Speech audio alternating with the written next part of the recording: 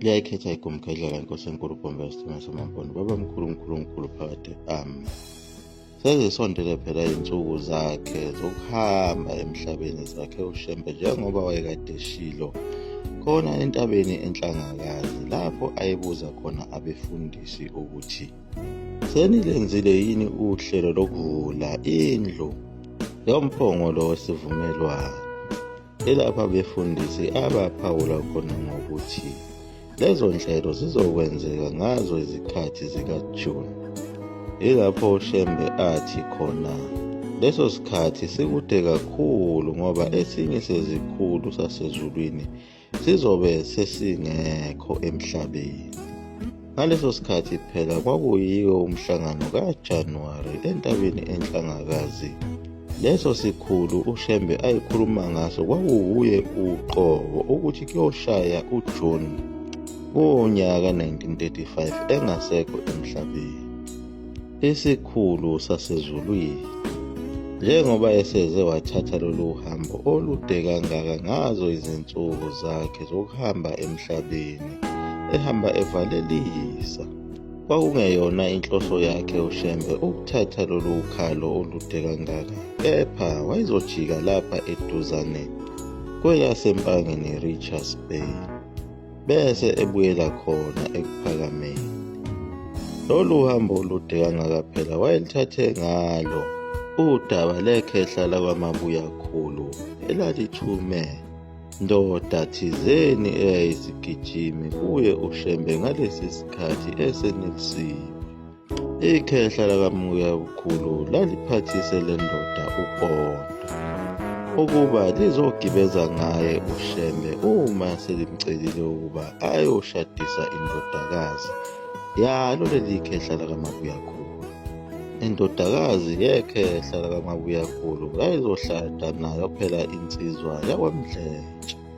uShembe wayibuza le ndoda eyayithunywe yikhehla lakamabuyakhulu ukuthi le mali encane kangaka siyofika kanjani obunjini.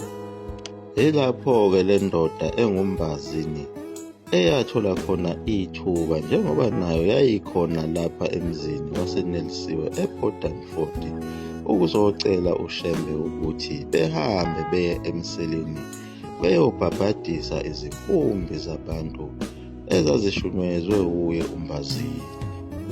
Wabonakala umbazini esephuthaza emakhukhwini akhe waphuma nawo uPondo omunye 2 rand wabeka phezulu kwalo Pondo owawukhishwe yikhehla lakamabuyakhulu elekelela ngayo imali okuzogibela ngayo uShembe esitimeleni. Ilapho-ke uShembe nalo ibandla lakhe benabo omngoma abafike behla khona esiteshini sesitimela eBayela.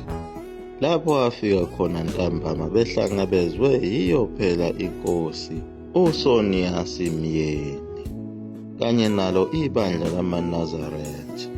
Inkosi uSonia Simeoni yayifuna ukuzibonela lesi simanga somuntu okukhulunywa ngaso. Kwakungokuqala ngqa ibona yena uShembe, futhi inkosi uSonia Simeoni yayingakholwa. Ilapho-ke uShembe wafike wayolala khona emzini kamabuyakhulu lapho bamhlabisa khona ngayo inkambi. Ngakusasa kwasekwenziwa inkonzo yalo iSabatha. Inkosi yakamyeni yathathekwa lokukholwa kwaseNazaretha lapho esibone khona uShembe nezimanga zakhe. Inkosi yakwamyeni yayikade isonta khona eChurch of England eSheshi. Le nkosi yakamyeni yayikhishwe yiko phela kuleli bandla lamaSheshi ukuthi ngalesi sikhathi sithole intombi kuleli bandla eyayithi izoshada nayo intombi yakwaMngomezulu. Abefundisi bakhona kuleli bandla bathi le ntombi isencane. Ilapho kwasuka impikiswano enkulu phakathi kwayo inkosi yakamyeni nabefundisi babelungu bakhona eSheshi. Ilapho-ke abagcini abafundisi sebembeka icala lokungahloniphi lokuba iphikisane nabefundisi babelungu abamhlophe.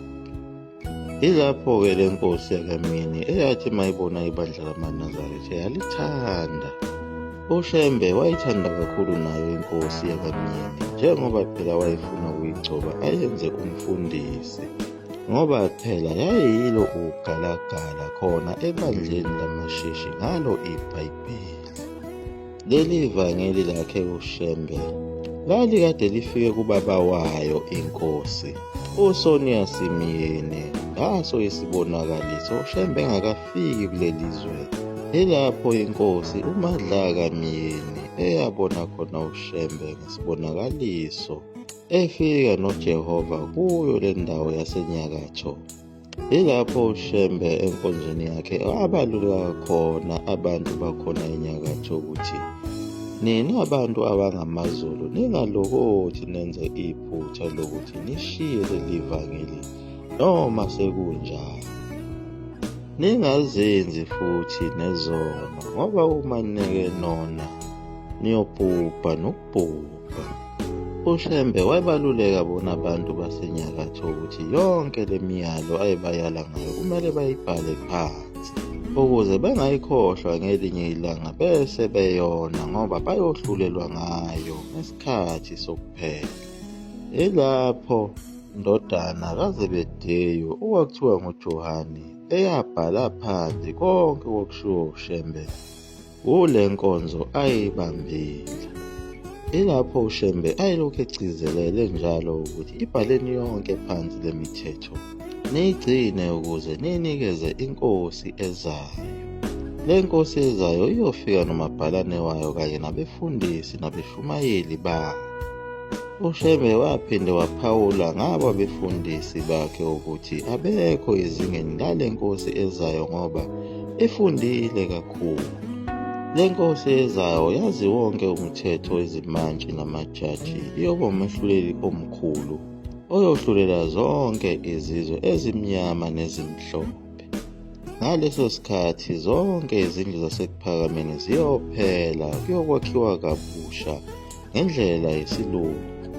Kuyoshintsha izinto eziningi nize ningamangali, ngoba le nkosi iyokwakha nazo izitolo, ithenge nawo amaplazi amaningi, iyohamba zonke izindawo ngezimoto namabhasi. Ningamangali uma nibona izinto zishintsha ngesikhathi esizayo.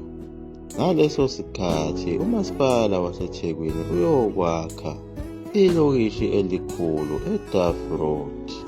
Ngeke nisahlupheka kakhulu ngoba lelo lokishi kuyobe kungelabantu abamnyama. Le nkosi ezayo inkulu, kwamina angifanele ukuguqa phambi kwayo nokuthinta umphetho wengubo yayo. Le nkosi ezayo yinhle ngokumangalisayo, ubuhle bayo bungaphezu kwezinhlobo zonke zemibala yezimbali ezihlahla. Wayesho la mazwi uShembe wayengalibali ukuthi wagcineni la mazwi. Wabe seyivala inkonzo yakhe ngaso isihlabelelo sakhe sasithi, yizani wemaZulu, sibonile inkosi yethu, sivela thina kwelizayo, sibonile inkosi yethu. Yabonakala isimonyozela kancane inkosi yakhona kwaMyeni, ijatshuliswa nayiko ukuhlabelela kwawo amaNazaretha ahlabelela ngendlela yesinguni, njengoba khona ebandleni lamasheshi kwakuhlatshelelwa ngabo abelungu abamhlophe, nabo oKing George noKing Edward, nombuso wawo amangisi ukuba ume njalo, kungakhulunywa lutho ngosizi lomuntu omnyama. Kepha kwakuqhakambiswa wona amakhosi aseNgilandi ukuba umbuso wawo ungapheli. Kodwa ngakusasa ekuseni emveni komthandazo wokuvuka wabonakala uShembe sekhuluma nayo inkosi uSonia Simiyeni. Yabonakala seyithuka kakhulu inkosi uMyeni ukuthi lo muntu onguShembe kanti unjani. Inkosi uMyeni yayithuswa phela into yakhulunywa uShembe, embuza ukuthi kwenzakalani ngale mbuzi owayidlayo okwakungeyona eyakho. Yayithusa kakhulu inkosi leyo ndaba ngoba yayenzeke ngawo unyaka ka-1925 lapho abantu baso isigodi sakhona lapha obonjeni ababe khuluma ngayo imbuzi eyayihlala emaweni beyizingela, kodwa le mbuzi yayibehlula. Yayivele izibalekele kalula lapha emanjeni nasezintabeni bengayitholi. Yilapho kwangenelela yona inkosi uSonia Simyeni, ngoba phela yayinaso isibhamu. Yazithola isingenelele lo mdlalo wokuzingela le mbuzi. Yilapho inkosi uSonia Simyeni eyawina khona lowo mncintiswano wokuzingela le mbuzi ngokuyidubula ngaso isibhamu. Nabo abanye abazingeli babezama ukuyidubula ngezabo izibhamu kodwa behluleka. Iyona nto eyathusa inkosi yakaMyeni ukuthi uShembe uyazi kanjani le ndaba, ngoba ngesikhathi ekhuluma nayo inkosi yakaMyeni wayibuza ukuthi amadlozi angajabula yini uma umuntu edla isilwane esintshotshiwe na? Yilapho inkosi eyaphika khona yathi cha. Yilapho-ke uShembe wambuza khona ukuthi wayidubulelani imbuzi yomuntu, wagcina ngakho ukuthi uyidle. Inkosi yakaMyeni yaphendula ngawo ukuthi sasingamazi umnikazi wayo le mbuzi, kanti bonke abantu besigodi babeyizingela. uShembe wayiluleka inkosi ukuba kumele iye kumnikazi wayo imbuzi iyocela intethelelo kuye, avume isono. Umnikazi waleyo mbuzi phela kwakuwuye uTshumiselani Myeni. Yilapho-ke uTshumiselani Myeni owagcine eseyithethelele khona inkosi uMyeni, washo nokusho ukuthi le mbuzi yayisimlahlekele iminyaka 10 engazi ukuthi yashona ngaphi. Umnikazi wembuzi wabuza ukuthi wayidubula nini imbuzi yami. Yabe isisho inkosi yakaMyeni ukuthi cishe sekudlule iminyaka 3. Wabonga umnikazi wembuzi ukuthi inkosi yayidla leyo mbuzi ngoba yayisivele isimdukele. Kodwa uShembe wabe seyitshela inkosi ukuthi ungaphinde wenze isono esinjengalesi. Nayo leyo ndaba yabhalwa phansi, kanye nazo zonke izeluleko zakhe uShembe nezinto ayeziyekisa abantu, imikhuba emibi, ubuthakathi, ukuntshontsha, ukubulawa kwabantwana abancane beginyisa amagabadi, nako ukushawa kwabafazi. Njengoba uShembe wayesho nokusho ukuthi ngizosusa inkemba phezu komuntu omnyama, kanye nako ukuntshontsha okwakwenziwa ngabantu benganakile. Waphinde wabatshela ngayo inkosi ezayo emva kwakhe. Liyaguqa lapho ikumgedlela mzula amafutha omkhulu into emnesi waphakade amna.